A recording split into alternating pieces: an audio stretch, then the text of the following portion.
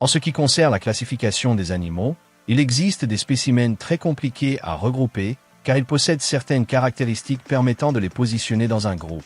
Mais ils en ont aussi d'autres qui s'opposent à la généralité des spécimens et partagent des traits d'ensemble différents, ce qui génère beaucoup de discussions et de conflits scientifiques.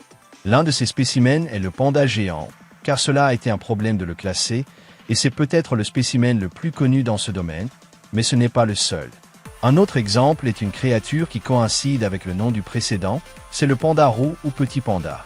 Cette espèce se trouve en Asie orientale, limitée à l'Himalaya, une chaîne de montagnes qui implique plusieurs pays, la Birmanie, le Népal, l'Inde et la Chine, où sont situés ces mammifères. Cette région se caractérise par un climat tempéré, dans des forêts décidues et de conifères, où prédominent les bambous, avec des températures oscillant entre 10 et 25 degrés Celsius, des précipitations constantes et une altitude de 2200 à 4800 mètres au-dessus du niveau de la mer. Ils ont été classés dans les familles des Procyonidés, des Ursidés, et ont formé leur propre famille pour les regrouper. La seule chose claire est qu'ils sont carnivores, mais il reste une énigme avec 2 sous-espèces identifiées.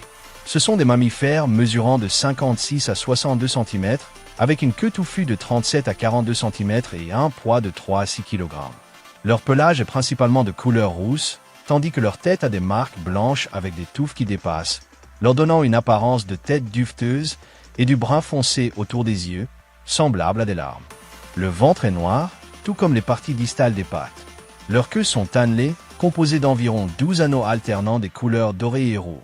Ils présentent un crâne robuste, un museau court et une dentition similaire à celle des ratons laveurs et autres procyonidés, avec un nez noir, ainsi que des yeux plutôt petits.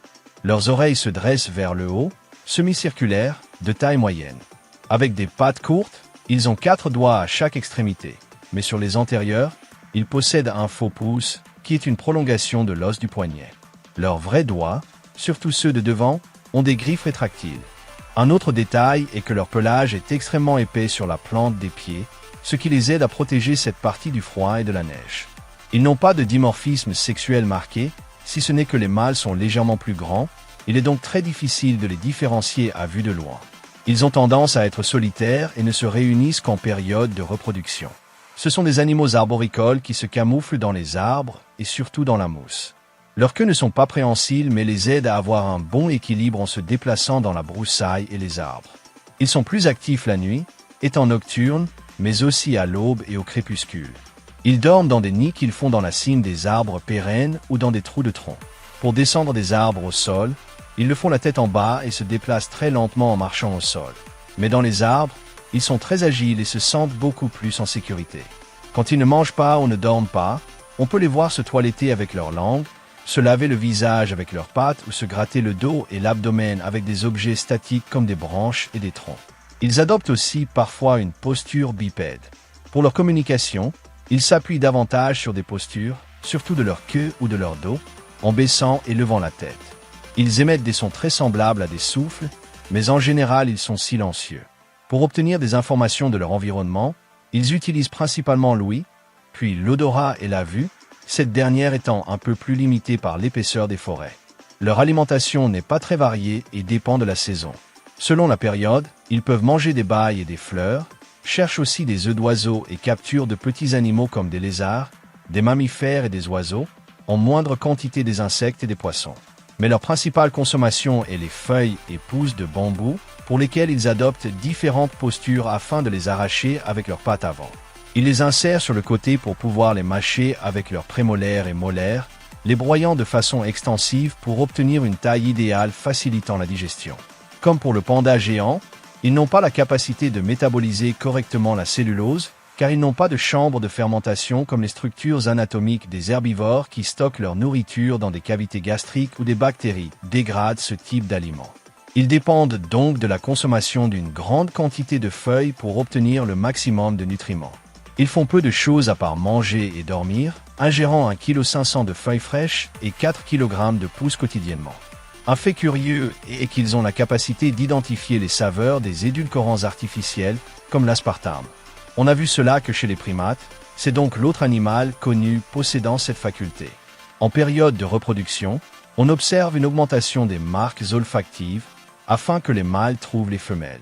Cela se produit en hiver. Quand ils se rencontrent, les deux descendent au sol, les mâles marquent le territoire, puis ils se reproduisent au sol avant de se séparer.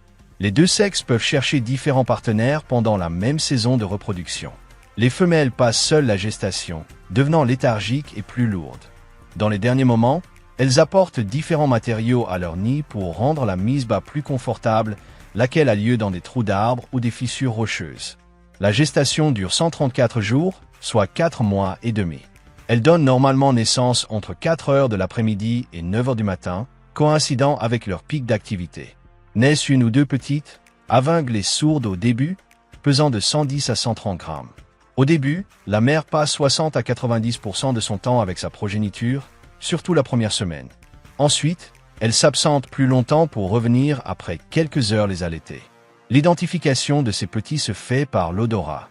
Les jeunes passent en moyenne 90 jours dans leur nid, faisant de petites excursions la nuit, moment où le sevrage a lieu et ils commencent à consommer des aliments solides. Ils deviennent indépendants à 8 mois pour partir à la recherche de leur territoire, atteignant la maturité sexuelle à 1 an et demi. Leur espérance de vie moyenne à l'état sauvage est de 8 ans.